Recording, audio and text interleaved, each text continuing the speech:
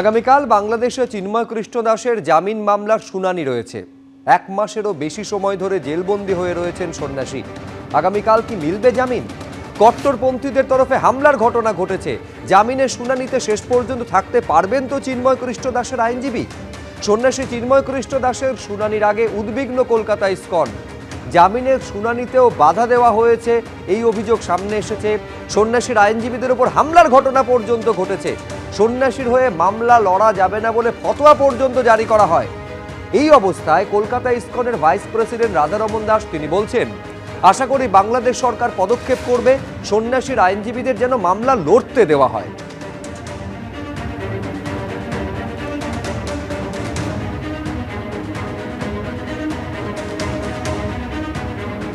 ফলে এই অবস্থায় নজর রয়েছে আগামীকাল 2রা জানুয়ারি যখন চট্টগ্রাম আদালতে সন্ন্যাসী চিন্ময় কৃষ্ণ দাসের জামিন মামলার আবেদনের শুনানি শুরু হবে।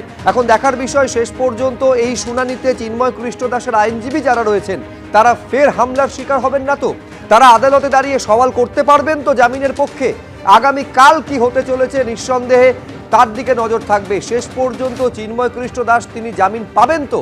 আগামীকাল হয়তো এই প্রশ্নের উত্তর পাওয়া যাবে। এই যে ইনফিলট্রেশন বা অনুপ্রবেশকে কতটা গুরুত্ব দিয়ে দেখছে কেন্দ্র সরকার, অনুপ্রবেশকারীদের খোঁজে দিল্লি পুলিশ বাংলাদেশ সেল তৈরি করেছে। খেয়াল রাখতে হবে, এই দিল্লি পুলিশ কিন্তু কেন্দ্রীয় স্বরাষ্ট্র মন্ত্রকের অধীনে আসে। এই দিল্লি পুলিশ কিন্তু বাংলাদেশ সেল তৈরি করেছে। লাগাতার যেভাবে ভারতে অনুপ্রবেশ চলছে তার জন্য বিশেষ বিভাগ তৈরি করা হয়েছে। वरुण जैन हमारे प्रतिनिधि और विस्तारित तो बोलते पारबेन। जी वरुण, ये हमें बताइए कि ये बांग्लादेश सेल किस वजह से बनाया गया है और ये काम कैसे करेगी? देखिए, ये जो बांग्लादेश सेल है वो 2 दशक पहले दिल्ली पुलिस ने बनाया था। इससे पहले भी साल 2000 के आसपास जब इस सेल का गठन किया गया था तब बड़ी संख्या में जो अवैध रूप से बांग्लादेशी और जो दूसरे लोग रह रहे थे उनको तो पकड़कर पुलिस ने वापस डिपोर्ट किया था।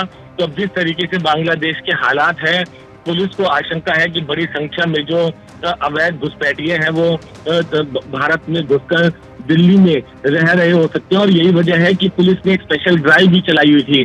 अब इस बांग्लादेश सेल को, जो कि दिल्ली पुलिस के हर डिस्ट्रिक्ट के अंदर बना हुआ है, इसको दोबारा से एक्टिव किया गया है। इस बांग्लादेश सेल के अंदर वो पुलिसकर्मी भी होते हैं जिन्हें बांग्लादेशी भाषा का ज्ञान होता है।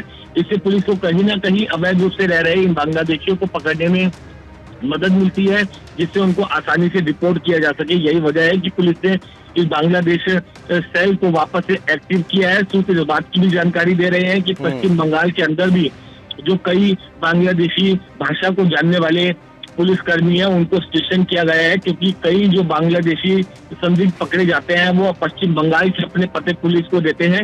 उनके पतों को तुरंत वेरीफाई किया जा सके, उनकी जो आइडेंटिटी है उसको एस्टेब्लिश किया जा सके। ये इसी के चलते पश्चिम बंगाल के अंदर भी कई पुलिसकर्मियों को स्टेशन किया गया है।